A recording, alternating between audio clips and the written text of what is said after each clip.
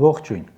Ադրբեջանի արտաքին գործերի նախարար Ceyhun Bayramovը հայտնել է, թե Հայաստանն ու Ադրբեջանը ավարտել են բանակցությունները խաղաղ համաձայնագրի տեքստի համաձայնեցման շուրջ։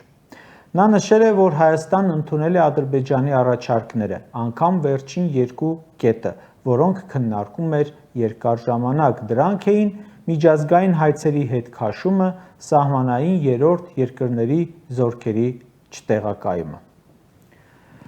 Ընդհանրապես, խաղաղության պայմանագրի բոլոր առաջարկները մինչ այս եղած ելույթները համադրելով արել է Ադրբեջանը, համաձայնել Հայաստանը։ Սա նշանակում է, որ այդ պայմանագիրը սարսափելի կետեր ունի Հայաստանի համար։ Բայց տեքստի շուրջ բանակցությունների ավարտը ընդամենը մի մասն է։ Մյուս մասը այդ խաղաղության պայմանագիր կոչվածի ստորագրման պայմաններն են, որոնք չափից շատ են և ամեն օր ավելանում են։ Այսօր Ալիևը հայտարարել է, թե չեն կարող մոռանալ իրենց 30 տարվա նվաստացումները։ Սա ինչ է նշանակում, հասկացվում է, ոչ մի խաղաղություն։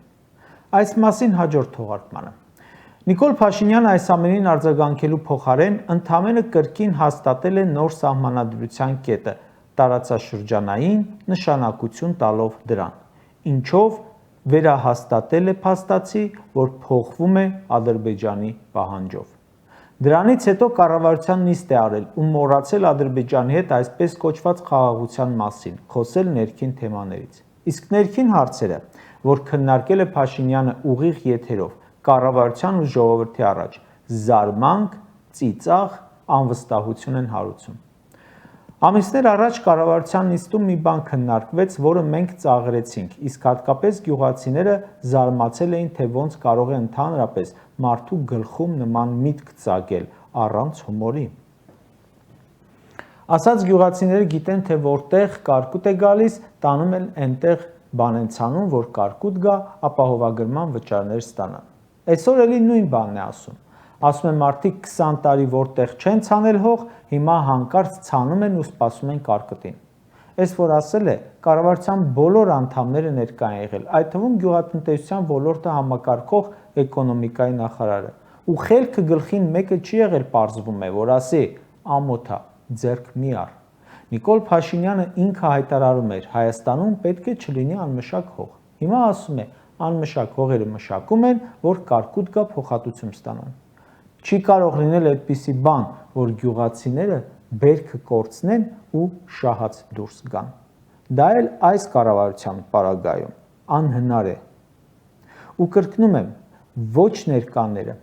ոչ ապահովագրող ընկերությունները, ոչ մեկ չի արձագանքում Նիկոլին։ Դե երևի ասում են Նիկոլն այլի, թող խոսի, բայց Նիկոլը հենց այնպես չի խոսում։ Մի ստից բան ասում է, մի ահավոր նախագիծ անցկացնում են։ Ասում է, խնդում ենք, պարզվում է մի հակաժողովրդական օրենք է ընդունվել դրա տակ։ 3 տարի նպաստ ու թոշակ չի բարձրացվել։ Թոշակի չբարձրացումը հիմնավորում է նրանով, որ պաշտոնյաների աշխատավարձը բարձրացնելն ավելի հեշտ է, որովհետև նրանց թիվը թոշակառուներից քիչ է։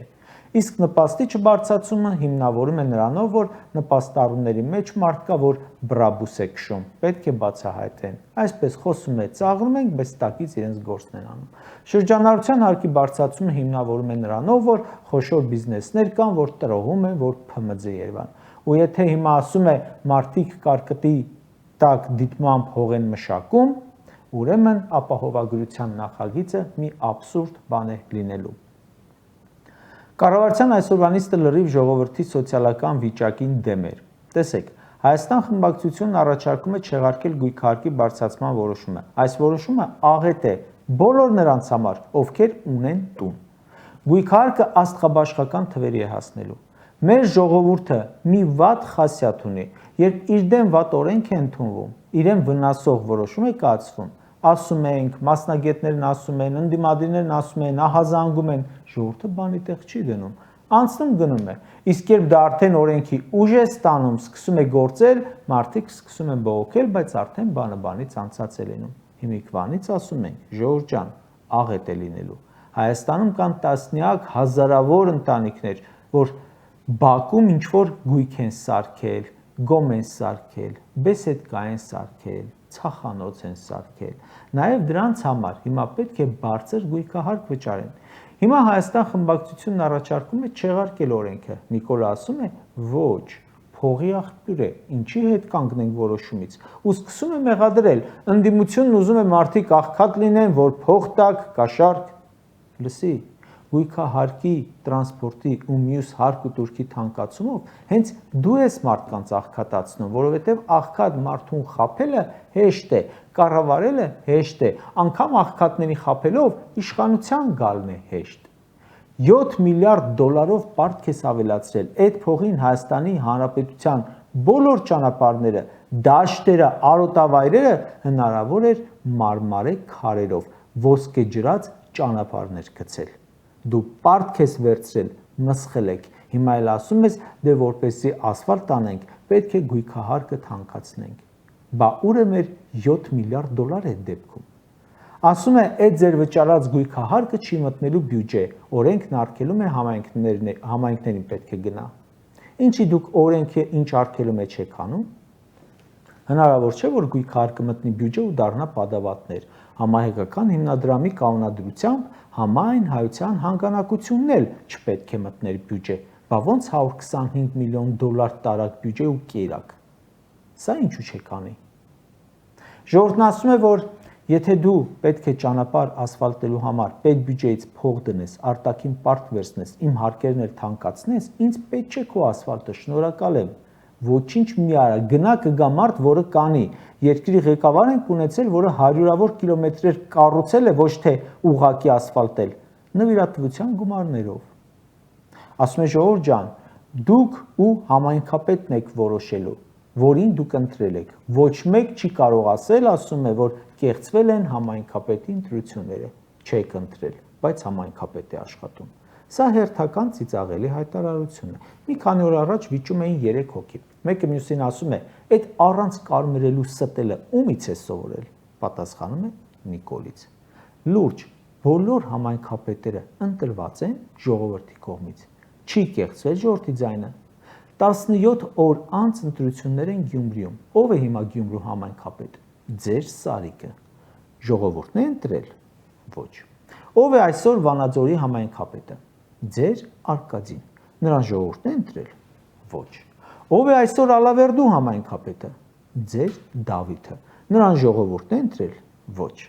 Ով է այսօր Երևանի քաղաքապետը։ Ձեր Տիգրանը։ Նրան էլ է ժողովուրդը ընտրել։ Ոչ ու ոչ։ Այս բոլորը աշխատում են այդ պաշտոններում վախեցնելու, կալանավորումների, քաղաքական անասնագողության արդյունքում ու վստահեցնում եմ ձեզ, այնպես չէ թե այս մասին միայն ես գիտեմ, գիտի ամբողջ Հայաստանը ու խոսում է։ Նիկոլ Փաշինյանն այս ամենը ասում է մեղադրելով քաղաքացուն պետությունը չսիրելու մեջ։ Սրտացավ չէ, պետությանը վերաբերում է որպես օտար ինչ-որ մարմնի։ Հնարավոր է, որ նման դրսևորումներ կան իհարկե, իսկ ո՞րն է պատճառը։ Էլի եմ ասելու։ Պետության նկատմամբ քաղաքացու վերաբերմունքը գալիս է պետության ու քաղաքացու նկատմամբ իշխանության վերաբերմունքից։ Ինչ հատկանիշ ունի երկրի ղեկավարը, ժողովրդի մոտ այդ հատկանիշն է արթնանում։ Եթե ունես ղեկավար, որ պետության ամեն մի թիզը ատամներով պահում է, ժողովուրդը կանգնում է նրա կողքին ու ազատագրում երկիր, պաշտպանում երկիր։ Եթե ունես ղեկավար, որը պետություն է ուզում կառուցել, հայտնվում են մարդիկ, բարերարներ, գործարարներ, որ ձեռք են մեկնում, դու քո գործն ես անում, ամեն մեկը իր գործն է անում, երկնիշ տնտեսական աճ ես ունենում ու երկիրը զարգանում է։ Եթե ունես պետության ղեկավար, որի համար պետությունը գլխացավանք է, ուրեմն նաև լինում են մարդիկ, որ ասում են հայելի, նախկինում ինչ եղել է, կառուցվել է սուտ է, անիմաստ է եղել ու հանձնում են ամեն ինչ։ Ժորժ ջան, ինչ ազդակ ստանում է ժողովուրդը ղեկավարից, այդ ազդակի կրողն է դառնում։ Նիկոլը խաբող, հանձնող, պարտվող, թալանող, անկարգ, օրինազանց ազդակ է փոխանցել եւ ունենք այս պատկերը, որից բոլորս դժգոհ ենք։ Այո, քաղաքացին օտարի պես կարող է վերաբերվել, որովհետեւ դու ես հենց այդ ազդակները փոխանցել։ Միայն օտարը կարող էր երկիր հանձնել, միայն օտարը կարող էր չհանձնած մասը 13 միլիարդ դոլար պարտքի տակ գցել, միայն օտարը կարող էր թշնամու պահանջով իր պետության մայրօրենքը փոխել, 5000 զոհ տալ, որ իրեն չասեն դավաճան։ Կարճ ասած, Բոլոր հարաբերություններում ամենավատերից մեկը վստահության կորուստն է։ Այս իշխանությունը վաղուց կորցրել է վստահությունը։ Առաջ պարբերաբար կառավարության նիստում կարդում էին, թե Նիկոլի որ հանձնարարականը քանի տոկոսով է կատարվել։ Հիմա չեն կարդում, վաղուց չեն կարդում, որովհետև չի կատարվում, որովհետև անգամ Նիկոլի թիմը վստահություն չունի իր նկատմամբ։ Նիկոլը թիմից բողոքում է, որ իր հանձնարարականները չեն կատարում, բայց ինքը կատարում է Ալիևի հանձնարարականները։ Հիմա ով ում ենթական է։ Բայց իրենց համար ամենավատն այն է, որ ժողովուրդն էլ է Նիկոլի նկատմամբ ամբողջ վստահությունը կորցրել։ Գիտի, որ ցանկացած որոշում իրեն ու մեր երկրին վնաս է, ու ինչքան էլ շոու անեք, մարդկանց վստահությունը չի վերականգնվի։